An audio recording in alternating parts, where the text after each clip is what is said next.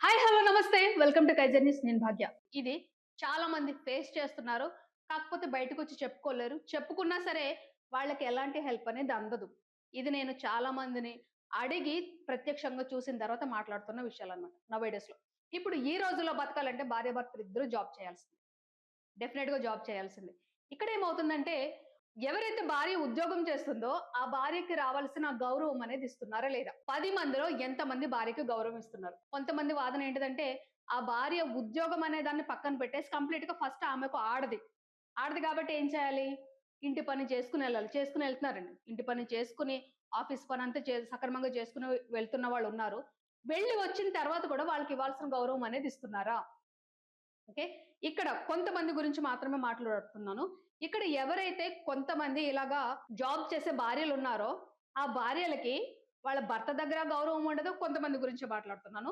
అలాగే వాళ్ళ అత్తింట్లో కూడా గౌరవం ఉండదు. కమింగ్ టు వాళ్ళ అత్తింట్లోకి ఏంటిదంటే, వాళ్ళ ఇంట్లో ఆడపిల్లలు గనక పనులు చేస్తుంటే, "అమ్మో! మా అమ్మ ఎంత కష్టపడిపోతుందో" అని అంటారు.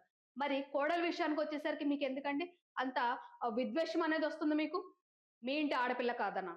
ఇంకొకటి ఇన్ కేస్ ఈ భార్య ఎవరైతే జాబ్ చేసే భార్య నాకు కష్టమవుతుంది అని చెప్పేసి కొంచెం క్లాషెస్ ఏమైనా వచ్చినాయనుకోండి, ఈ అత్తగారి తరపోళ్ళిచ్చే ఉచిత సలహా ఏంటో తెలుసా అండి? జాబ్ మానేసి ఇంట్లో ఉండి పిల్లల్ని చూసుకో. ఒకవేళ అదే పరిస్థితి వాళ్ళ అమ్మాయికొచ్చిందనుకోండి, వాళ్ళ అమ్మాయి గురించి ఏం మాట్లాడతారంటే, అంటే ఎంత చదువుకొని ఇంట్లో కూర్చోవాలా అని మాట్లాడతారనమాట. 2 నాలుకలు అంటారు చూడండి వాళ్ళు. మొత్తం వాళ్ళ నాలుకలను కట్ చేసి పడేస్తే దరిద్రం వదిలిపోతుందనమాట. ఇక్కడ ఎవరైతే భర్తలున్నారో వాళ్ళేంటిదంటే వీళ్ళు బాగా చదువుకున్నారు, ఉద్యోగం చేస్తున్నారని చెప్పేసి పెళ్లి చేసుకుంటారండి. పెళ్లి చేసుకున్న తర్వాత ఏమవుతుందంటే కొంతకాలం బానే ఉంటుందనమాట. ఏంటి పిల్లలు పుట్టనంత వరకు బానే ఉంటుంది. పిల్లలు పుట్టిన తర్వాత వాళ్ళ అసలు రూపం బయటకొస్తుందనమాట. కష్టమైతే మానే. మరి ఇంట్లో ఎవరు చూసుకుంటారు? అక్కడికి వాళ్ళోడు చెప్తారనమాట. నేనే చూసుకుంటున్నాను కదా! చూసుకుంటారు. ఇంటి వరకే చూసుకుంటారనమాట. ఇలాగ ఇంటి వరకు చూసుకునే భర్తలకి నేనొక క్వెషన్ అందరికీ కాదండి. ఏ భర్త అయినా సరే, ఏ భర్త అయినా సరే మంత్‌లో కొంత అమౌంట్ తీసి భార్యకిచ్చి ఆమె పని చేస్తున్నా, చెయ్యకపోయినా మీన్స్ జాబ్ చేస్తున్నా, చేయకపోయినా ఇది నీ ఖర్చులకు ఉంచుకో అని చెప్పేవాళ్ళు ఎంతమంది? ఇచ్చిన తర్వాత ఏం చేశావు అని అడగకుండా డబ్బులిచ్చేవాళ్ళు ఎంతమందున్నారు? ఉన్నారంటారా? ఇచ్చిన తర్వాత అడగకుండా ఉన్నవాళ్ళు ఉంటారంటారా? మళ్ళీ ఇక్కడ ఒకవేళ భార్య గనుక పిల్లల్ని చూసుకుంటూ ఇంట్లో ఉందనుకోండి, ఈ అత్తింటి వాళ్ళున్నారు చూడండి, అత్తింటి వాళ్ళు ఎవరైనా గానివ్వండి. అత్తింటి వాళ్ళేమంటారంటే, "బాబు నా కొడుకు కష్టపడిపోతున్నాడు, ఒక్కడే కష్టపడిపోతున్నాడు, ఇంటినంతా ఒక్కటే మోస్తున్నాడంటే, మీకంత బరువయినప్పుడు, మీకంత బాధం చేస్తున్నప్పుడు ఆడికి పెళ్లి చేయొద్దు మీరు. చెయ్యకండి మీరు. ఇప్పుడు పెళ్లి చేసుకున్నవాడు కుటుంబాన్ని పోషించాలి, భార్యని పోషించాలి, పిల్లల్ని పోషించాలి. మరి వాడు పెళ్లి చేసుకొని పిల్లల్ని కన్న తర్వాత భారం ఎక్కువైపోతుందంటే, అసలు మీరు మాట్లాడే మాటలకి ఏమైనా అర్థం ఉంటుందంటారా? కొంచెమైనా అర్థం ఉంటుందంటారా? నేను చెప్తున్నా మళ్ళీ, ఇదే సిట్యుయేషన్ 90% వర్కింగ్ వుమెన్ ఫేస్ చేస్తున్నారు. కాదంటారా? 90% వర్కింగ్ వుమెన్ ఇదే ఫేస్ చేస్తున్నారు వాళ్ళు. వాళ్ళు బయటకొచ్చి చెప్పుకోలేరు. ఇంకొకటేమంటారంటే ఉద్యోగం మానేయ్ అనంటారు. చదువుకున్న చదువుకున్న తర్వాత ఉద్యోగం చేసిన తర్వాత మానేస్తారు. మానేసిన తర్వాత అప్పటి వరకు ఉన్న ఖర్చుల్ని ఎలా మేనేజ్ చేసుకుంటారు? మళ్ళీ అప్పుడు కూడా దీనిదే తప్పు. నువ్వు ఎక్కువ ఖర్చులు చేసేస్తున్నావు అని అంటారు. ఎక్కువ ఖర్చులు ఏముండవు. ఆ ముందు ఏ ఖర్చులున్నాయో అదే ఖర్చులుంటాయి. కాకపోతే ఈమె జాబ్ మానేసింది కాబట్టి అది బర్డెన్ అనేది అప్పుడు తెలుస్తుందన్నమాట వాళ్ళకి. ఎక్కువ కంటికి కనిపిస్తుంది కాబట్టి అప్పుడు ఆక్రోషము, ఉక్రోషం అనేది బయటకొచ్చేస్తుందన్నమాట. నీ వల్ల ఇలా తయారైంది. నీ వల్ల ఇలా తయారైంది. అది మరి అది ముందులో ఏమైంది? ఆ మాట ముందెతుకు రాలేదు. ఇలాంటి మగాళ్ళే ఉన్నారండి. ఇలాంటి మగాళ్ళు చాలా మందున్నారిప్పుడు. అందరూ కాకపోయినా చాలా మంది. ఎవరైతే కొంతమంది వాళ్ళ భార్యలని వాళ్ళ ఖర్చులకిచ్చి వాళ్ళ కష్ట సుఖాలు చూసుకుంటున్నారు చూడండి. వాళ్ళకి నిజంగా చేతులెత్తి దండం పెట్టాలి. మీలాంటి వాళ్ళున్నారంటే ఇంకా కొంతమంది అమ్మాయిలు సావకుండా బతుకున్నారనమాట. ఇక్కడ ఎవరైతే ఈ సిట్యుయేషన్ ఫేస్ చేస్తున్నారో వాళ్ళేంటిదంటే అటు బయటికి పోలేరు, ఇటు కొంపలోనూ ఉండలేరనమాట. ఎందుకని? పిల్లల గురించి. ఇక్కడ పిల్లల్ని వదిలేసి ఎళ్ళిపోతే ఎవరితోనో లేచిపోయిందని చెప్పేసి ఒక స్టాంపేసేస్తారు. లేదు ఇంట్లోనే ఉండి అదేమన్నా చచ్చిపోతే ఏంటిదంటే, ఎందుకు చచ్చిపోవాలి? బయటికెళ్ళి బతకలేదా అని చెప్పేసి మళ్ళీ వీళ్ళే అంటారనమాట. మోసేవాడికి తెలుస్తది బరువేంటిదో. కబుర్లు చెప్పేవాడికి తెలీదు కదండీ! రీసెంట్‌గా నేను మా ఫ్రెండ్‌ని కలిసానండి. తనకు కూడా సేమ్ ప్రాబ్లమ్. ఇప్పుడు నేను మాట్లాడడానికి కూడా కారణం ఆ అమ్మాయే. ఓకే. తను కలిసిన తర్వాత తనొక ఇష్యూ చెప్పిన తర్వాత నాకు భయమేసింది, ఏడుపొచ్చింది ఫస్ట్ ఆఫ్ ఆల్. ఏంటిదంటే తను సేమ్ వర్కింగ్ వుమెనే. చక్కగా ఇద్దరు జాబ్ చేసుకుంటారు. Happy family. కాకపోతే ఏంటిదంటే ఇప్పుడు కొంచెం బర్డెన్ ఎక్కువయిన తర్వాత ఇదే క్లాషెస్ మొదలయ్యిందనమాట. ఇక్కడ దరిద్రం ఏంటిదంటే ఎవరైతే ఈ అమ్మాయి ఉందో, ఆ అమ్మాయి పుట్టింటి వాళ్ళకి చెప్పుకున్నా సరే వాళ్ళొక్క మాట మాట్లాడరండి. మాట్లాడు మరి ఆ పుట్టింటి వాళ్ళని అడుగుతున్నాను నేను. మేబీ ఆ పిల్ల మీ ఇంటికొస్తే మీకేమైనా బర్డెన్ అయిపోతదని అనుకుంటున్నారా? చదువుకుందండి ఆ అమ్మాయి. అమ్మాయి చదువుకుంది. మీకు బర్డెన్ అయిపోతదనుకుంటున్నారు. కనీసం మీకు బర్డెన్ అయిపోతదని అనుకుంటే దానికి చెప్పండి. "నువ్వు మా ఇంటికి రావద్దమ్మా. మీ బతుకు నువ్వు బతుకని" చెప్పేస్తే అది బతుకుతది కదా! ఇప్పుడు ఆ అమ్మాయికి ప్రాబ్లమ్ ఏంటంటే అత్తింటి వాళ్ళు దానికి సపోర్ట్ జెయ్యరు. నేను కళ్ళారా చూసాను గాబట్టి చెప్తున్నాను. ఏం చేసినా సరే వాళ్ళ అబ్బాయికే సపోర్ట్ జేస్తారు. ఇటు పుట్టింటి వాళ్ళు కూడా అతన్నొక మాట అనరు. ఇదే భయమనుకుంటా వాళ్ళకి. ఇప్పుడు ఆ అమ్మాయి గనుక మా ఇంటికొచ్చేస్తే మాకు బర్డెన్ అయితదని చెప్పేసి ఫీల్ అవుతున్నారేమో వాళ్ళు.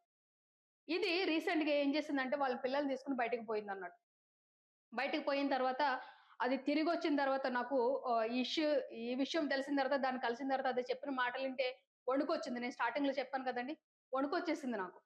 "ఎందుకెళ్ళావు?" అని అడిగితే అది ఒకటే మాట చెప్పింది. "నేను నా పిల్లలు చచ్చిపోదామని ఎళ్ళిపోయాను." "ఎందుకు చేసావు ఈ పని?" అంటే నాకెవరి సపోర్టు లేదు. ఓకే. నాకెవ్వరి సపోర్ట్ లేదు. ఇదే విషయం ఇట్లా గొడవలు జరుగుతున్నాయని చెప్పేసి వాళ్ళ అత్తింటి వాళ్ళకి చెప్తే, "మమ్మల్ని ఇన్వాల్వ్ చేయొద్దు. నీకిష్టమొచ్చింది నువ్వు జేసుకో" అని అన్నారంట. ఇటు పుట్టింటి వాళ్ళకి చెప్తే ఆళ్ళు అనరు, అనరు. ఇంకేం చేస్తదండి అది? వెళ్ళిన తర్వాత నేనిట్లా చచ్చిపోదామని చెప్పేసి పిల్లలతో పాటు చెప్పేసి వెళ్ళిపోదామని చెప్తే నేను తిట్టిన. గట్టిగా తిట్టిన.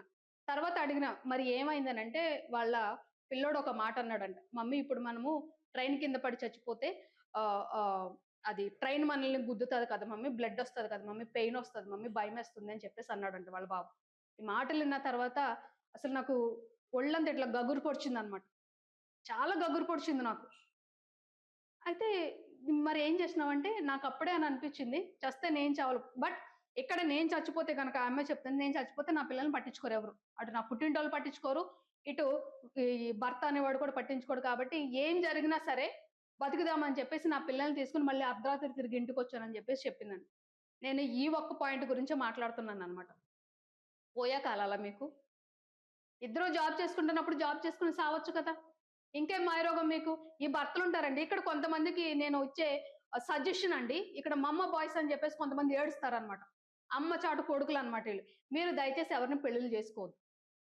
ఎవ్వరిని పెళ్లిళ్లు చేసుకోవద్దు మీరు. ఎందుకంటే పెళ్ళికి ముందు మీ అమ్మ మాటింటారు. పెళ్లి తర్వాత కూడా అమ్మ మాటింటారు. పెళ్లి తర్వాత కూడా అమ్మ ఏది చెప్తే అదే. మరి అలాంటప్పుడు మీ మొఖాలకి పెళ్ళెందుకు? పిల్లలెందుకు? మగాడినని అనిపించుకోవడానికా సమాజంలోను? అసలు ఈ మమ్మ బాయ్స్‌కి అసలు ఎవరు పిల్లల్ని కూడా ఇవ్వొద్దండి. వీళ్ళని చేసుకున్న తర్వాత వాళ్ళు పడే బాధలేంటిదంటే వర్ణనాతీతం అనమాట. బెస్ట్ ఎగ్జాంపుల్ ఇదే నేను చెప్పింది. వర్ణనాతీతం వాళ్ళ బాధ. పోనీ పుట్టింటి వాళ్ళేమన్నా పట్టించుకుంటే హ్యాపీ. వాళ్ళు పట్టించుకుని సావరన్నట్టు. ఇక కొంతమంది అనుమానపు పక్షులుంటారండి. వాళ్ళు చదువుకున్నది ఆఫీస్‌లో పని జేస్తారు. వాళ్ళు కూడా ఆఫీస్‌లో పని జేస్తే వాళ్ళు వాళ్ళ కొలీగ్స్‌తో బానే మాట్లాడుకుంటారు. ఓకే. అమ్మాయిలతో గాని, అబ్బాయిలతో గాని ఏంటిదంటే అదే దానికొక పేరు పెడతారనమాట. టెకీ ఎన్విరాన్మెంట్ అంటారు. అంటే అమ్మాయిలు, అబ్బాయిలు ఫ్రీగా మాట్లాడుకోవచ్చు. అదొక టెకీ ఎన్విరాన్మెంట్ అంట. ఇదే అమ్మాయి విషయంకొచ్చేసరికి ఏంటిదంటే ఇక్కడ అక్రమ సంబంధాలయిపోతాయి మాట్లాడినంటే. నువ్వు వాడితో మాట్లాడొద్దు, వీడితో మాట్లాడితే అక్రమ సంబంధాలయిపోతాయి. కొంతమంది పెట్టుకుంటారు. అలాంటి వాళ్ళని మీరేమైనా జేయొచ్చు. దానికి ఎలాంటి అబ్జెక్షన్ ఉండదనమాట. మీరు చేస్తే ఒప్పయితది. వీళ్ళు చేస్తే తప్పయిపోతదండి. అసలు కొంచెం కూడా ఆలోచన ఉండదా మీకు? చదువుకున్నారు గదా! ఇద్దరూ చదువుకున్నప్పుడు మీరిద్దరు కదా మాట్లాడుకోవాలి. ఇంకా కొంతమంది జాబ్‌లో రిస్ట్రిక్షన్ పెడతారండి. వాళ్ళు, వాళ్ళు చేసే జాబ్‌కి న్యాయం చేయాలి ఫస్ట్ ఆఫ్ ఆల్. మాకిష్టమొచ్చినట్టు మేముంటామంటే కుదరదు. పొండంటారు ఇంటికి. ఎక్కడ మళ్ళీ కొంతమంది ఉచిత సలహాలిచ్చారు. వేరే జాబ్ చూసుకోండంటే, ఈ కాలంలో మీరు జాబ్ మానేసి బయటికెళ్ళి ఒక జాబ్ ఎతుక్కోండి తెలుస్తది మీకు. ఎంత టఫ్ సిట్యుయేషన్ ఉందో తెలుస్తుంది. ఎంతమంది చదువుకొని డిఫరెంట్ కోర్సెస్‌లో ట్రైనింగ్ తీసుకుని రోడ్ల మీద 10,000కి, 12,000కి జాబ్‌లు ఎతుక్కుంటున్నారో తెలుస్తదండి ఒకసారి వెళ్తే. ఈ ఉచిత సలహాలనమాట. అయితే జాబ్ మానేయి. లేదంటే జాబ్ చేంజ్ చెయి. ఇది 2 అయిన తర్వాత ఏంటిదంటే, నా కొడుకే భారం మోసేస్తున్నాడని చెప్పేసి ఈ మమ్మాస్. అసలు మీరు మారరండి. కొంతమందున్నారండి. కొంతమందేంటిదంటే జనరేషన్‌కి తగ్గట్టు మారుతున్నారు. అమ్మలైనా అత్తింటి వాళ్ళైనా సరే జనరేషన్‌కి తగ్గట్టు మారుతున్నారు. వాళ్ళేంటిదంటే మేము అలాంటి సిట్యుయేషన్స్ ఫేస్ చేసాం కాబట్టి, మా పిల్లలు గాని, మా కోడళ్ళు గాని అలాంటి సిట్యుయేషన్ ఫేస్ చేయకూడదని చక్కగా ఫ్రెండ్లీగా ఉంటున్నారు. నిజంగా వాళ్ళు దొరికినోళ్ళు అదృష్టవంతులండి అమ్మాయిలు. చాలా అదృష్టవంతులు. వాళ్ళు అర్థం చేసుకుంటారు. వర్కింగ్ స్పేస్ ఎట్లా ఉంటుంది, ఇంట్లో స్పేస్ ఎట్లా ఉంటుందో బాగా అర్థం చేసుకుంటారండి వాళ్ళు. నిజంగా ఎంత పుణ్యం చేసుకుంటే అలాంటి కొంపలు దొరుకుతాయో అన్నమాట ఈ అమ్మాయిలకి. హ్మ్. అక్కడికి వెళ్ళొద్దు, ఇక్కడికి వెళ్ళొద్దు, వాళ్ళుంటేనే వెళ్ళు, వీళ్ళుంటేనే వెళ్ళు. ఇలాంటి రిస్ట్రిక్షన్స్ పెడతారు కొంతమంది. ఇప్పుడు ఒక ఆఫీస్‌లో వర్క్ చేసేటప్పుడు ఆఫీస్‌కి తగ్గట్టు పని చేస్తామండి. లేకపోతే మనకు తగ్గట్టు ఆఫీస్ పని చేస్తుందా?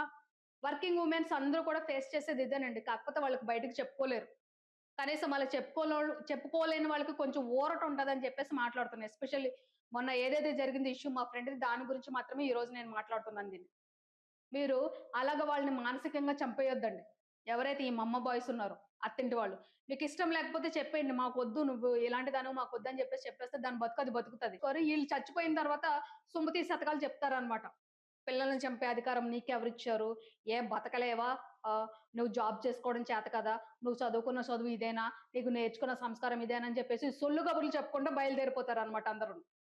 పడేవాడికి తెలుస్తుంది నొప్పేంటో. మీకిష్టం లేకపోతే అమ్మాయికి చెప్పండి. "నువ్వు వెళ్ళిపో. నేను నీతో కలిసి ఉండలేనని" చెప్పేసి చెప్పండి. కానీ మానసికంగా వాళ్ళకి వాళ్ళే చచ్చిపోయేలాగా మీరు ప్రేరేపించొద్దు. వాళ్ళు చచ్చిపోయిన తర్వాత ఇలాంటి సుమతి శతకాలనేవి చెప్పొద్దనమాట. ఇప్పుడు కొన్ని కేసెస్ చూసుకుంటే గనక లాస్ట్ టైమ్ మనకు దుర్గమ్మ చెరువులో 3 మంత్స్ ప్రెగ్నెంట్ పడి చనిపోయిందనమాట. ఏంటిది ఇదే పెళ్ళై 3 నెలలయింది. 2 నెలలేమో ప్రెగ్నెంట్ ఆమె. ఇదే అనమాట. ఒక పక్కన వర్క్ స్ట్రెస్ ఇంకొక పక్క ఈ అత్తింట్లో గోలనమాట. మీ ఇంట్లో ఆడపిల్లల్ని మంచిగా చూసుకుంటారు పువ్వుల్లో పెట్టుకొని. బయట నుంచి వచ్చిన ఆడపిల్ల అంటే మీకంతా అలుసైపోయిందా? ఇక ఈ భర్తలు కూడా రూపాయి ఇవ్వరు ఖర్చులకి. కొంతమందండి అందరూ కాదు. ఇచ్చేటోళ్ళు దేవుళ్ళు మీరు. మొక్కుతాను మీకు. ఇచ్చేటోళ్ళు దేవుళ్ళు. ఒక రూపాయి ఇవ్వరు. పైగా ఇంట్లో ఏదన్నా ఖర్చులెక్కువైపోతే దీనికి ఇదే కారణం అని చెప్పేసి ప్రతిదానికి ఇదే కారణం. ఊడ్చేదానికి, ఊడ్చేదానికి, ఊడ్చేదానికి, వండేదానికి, కడిగేదానికి అన్నిటికి ఇది కావాలి. దాది మాత్రం ఒక రూపాయి ఆశించొద్దు. ఒక రూపాయి ఆశించిందంటే ఎనకాల నుంచి డైలాగ్స్ వస్తాయన్నమాట. ఏంటి ఇంటిని గుల్ల చేసేస్తుందని జెప్పేసి. మీరు మారరు. ఇలాంటి సైకోయిజం ఉన్నవాళ్ళు మారరండి వాళ్ళు. అలాంటి వాళ్ళ దగ్గర నుంచి మీరెంత తొందరగా వెళ్ళిపోయి, మీరెంత హ్యాపీగా బతికితే అంత మంచిది.